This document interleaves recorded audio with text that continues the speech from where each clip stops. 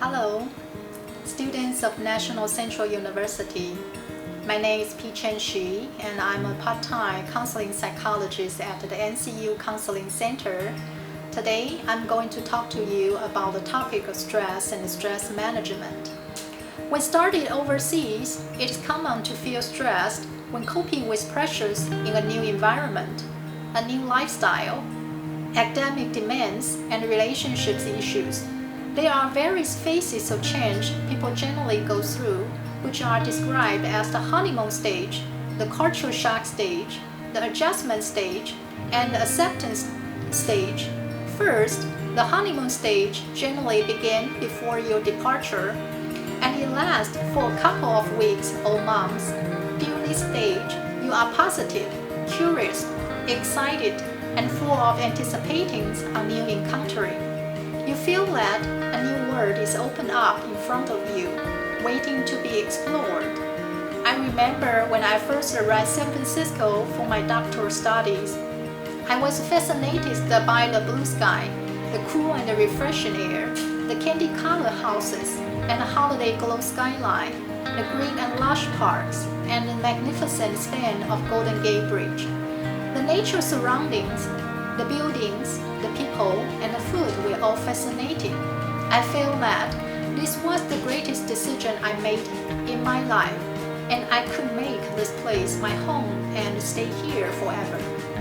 However, after some time, when the excitement fades and when the reality and the new responsibility steps in, you start to long for the familiar, and you start to ask questions like, why don't people here do things like my people back home? Why do people take off or don't take off shoes at home? Why do students wear flip-flops on campus? And how can people tolerate the smell of the stinky tofu? And how can people eat raw fish? Where can I find my favorite food? I remember my Japanese friends freak out when she saw me eat whole chicken fingers in a Hong Kong-style restaurant. At that moment, I become the man-eater Hannibal in her mind. During the cultural shock stage, we start to long for the normal we have in the past. Not only lifestyle, but also the climate, the language, rules of behaviors, and the values we were accustomed to. The hot and humid weather in the summer is so intolerable. The grayness and dampness during the winter months is depressing. The trouble understanding of Taiwanese accent, and the incomplete English in lectures, and the bad English translations of the street signs. Here, people don't bother to be on time for lectures, classes, and meetings. And the noises on the street and the loud broadcasting from the village office are disturbing. And waiting for and chasing the garbage truck at 7 p.m. each day is crazy. And we start to notice things which are difficult to get used to. It feels real that we are separated from the important people in our lives, such as the families, friends, teachers, and colleagues. People who give us support and guidance are no longer there for us. It is especially difficult when holidays are approaching or when feeling unwell. We don't know who we can count on and who we can go to when we feel sad, worried, confused, uncertain, and lonely. And we find endless fault with the new land, and we question, did I make the right choice to come here? And this is the time we feel stressed out. Emotionally, we may experience feeling depressed, unmotivated, that we don't belong, anxious, and lonely. We may be preoccupied with thought of home and feel that this new life does not meet our expectation. Physically, we may also encounter symptoms of stress that include headaches or dizziness, muscle tensions or jaw clenching, high blood pressure, stomach, digestive and eating problems or obesity, chest pain or feelings that your heart is racing, fatigue, exhaustion or trouble sleeping, skin issues, and a weak immune system. When stress continues without relief and adjustment, it can cause the wear and tear on the body, which in turn results in emotional symptoms and unhealthy behaviors. Researchers also suggest that chronic stress contributes to high blood pressure, promotes the formation of artery clogging deposit, and causes brain changes that may contribute to irritability, anxiety, panic attacks, depression, and addiction. Often people with chronic stress try to manage it with unhealthy behavior, such as drinking, smoking, overeating, compulsive shopping, video gaming, binge watching, gambling, self-harming behaviors, or using drugs. These are avoidance coping. We devote our energies to avoid thinking about, feeling, or doing difficult things, facing challenges, and making changes. Just like the main character in the Japanese drama We Marry as a Job stated, running away is shameful but useful. But I will add another line: running away and avoidance is useful, but only for a short time.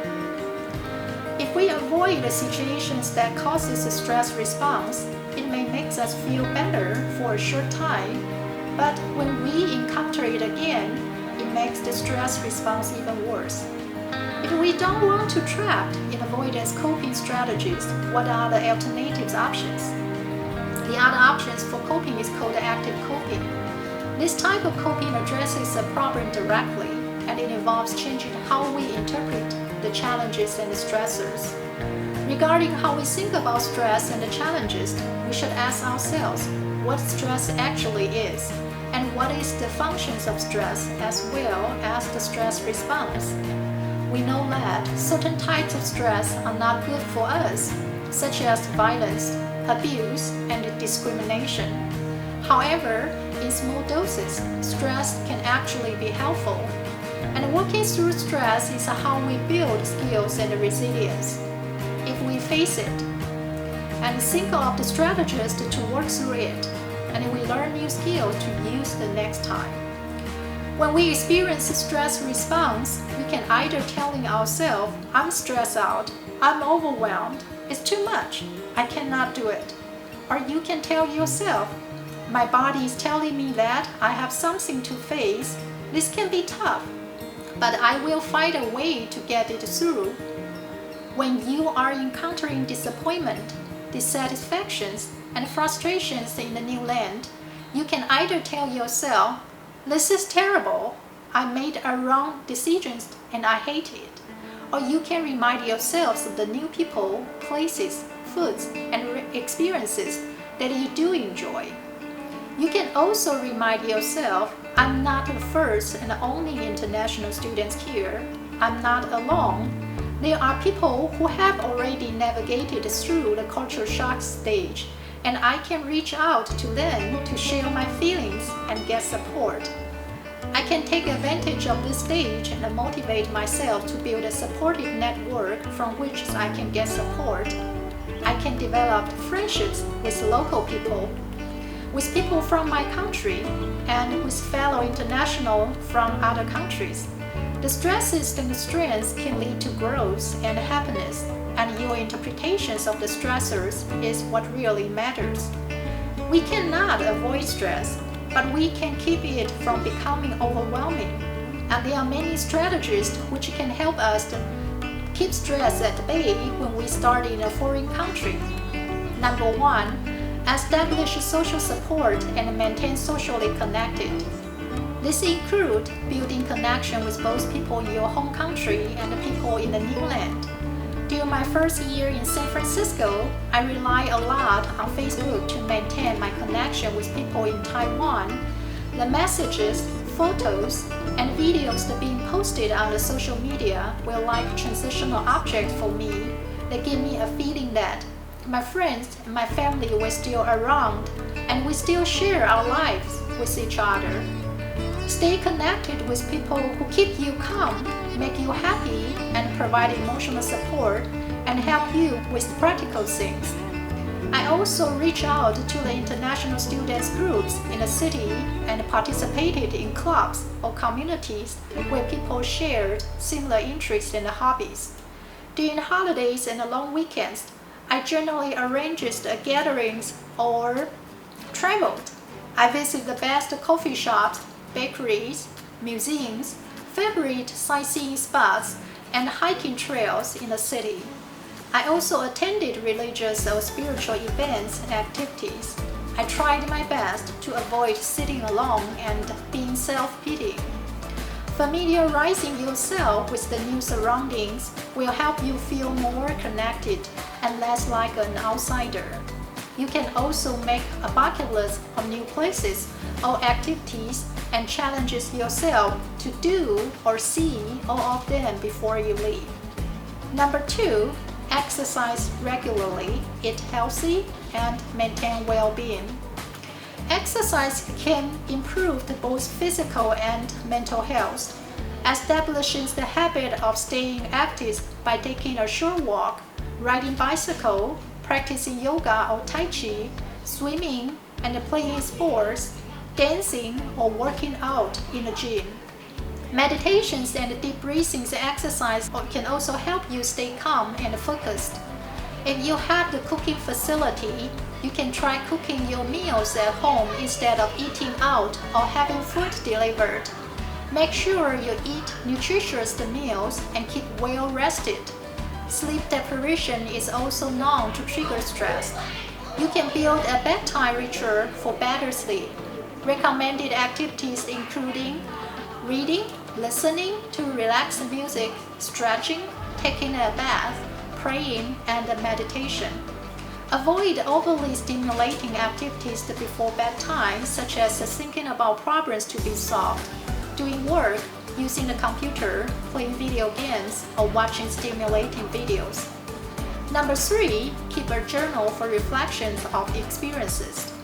At the end of each day, take a moment to write down what you have encountered and accomplished. If there's something that has caused you stressful feelings, you can also write it down in your journal. You may write poems, stories, or express in art forms. I also kept my dream journal, which helped me feel centered and being grounded with the internal experiences in a new land. Be sure to end your daily journal's writing with a list of the gratitude. Acknowledge the good parts of your day or life, accepting that you cannot control everything and reminding yourself to let go of worry about situations you cannot change. Number 4, learn to set boundaries and say no. The first sign showing that you need to set boundaries is when you notice yourself being caught in a feeling of resentfulness. We all have invisible lines around us that separate feelings of comfortable and discomfort. And the feelings of discomfort create stress, and boundaries help us to reduce the stress of uncomfortable feelings and future regret. When you are not sure if you should say no, you can ask yourself, if nobody would be disappointed, would I prefer to say no? If people would be upset with my saying no, do I truly feel that they are coming from a respectful, reasonable place? And would I feel comfortable posing the same request to someone else? When you believe that you want to say no, I statement is the best way to say no to additional responsibilities when you are stressed. I statements allows you to speak from your own perspectives about your thoughts and feelings in a non-threatening way, and it also avoids offending the other person. Finally, seek help from professional. There's no shame in feeling stressed out or overwhelmed when you study in a foreign country. It happens to almost everyone. In fact, living across culturally generally will bring to the surface the unfinished business and past emotional wounds that have not been fully processed. If you find yourself struggling with emotions and you feel the need for additional support to work through your stress, please reach out for help from the professional counselors at the counseling center. And please remember, stress response is normal. American psychologist William James once stated, "The greatest weapon against stress is our ability to choose one thought over another." And your interpretations of the stress is what really matters. And I wish you all the best for the new academic year and the new life in Taiwan. Thank you.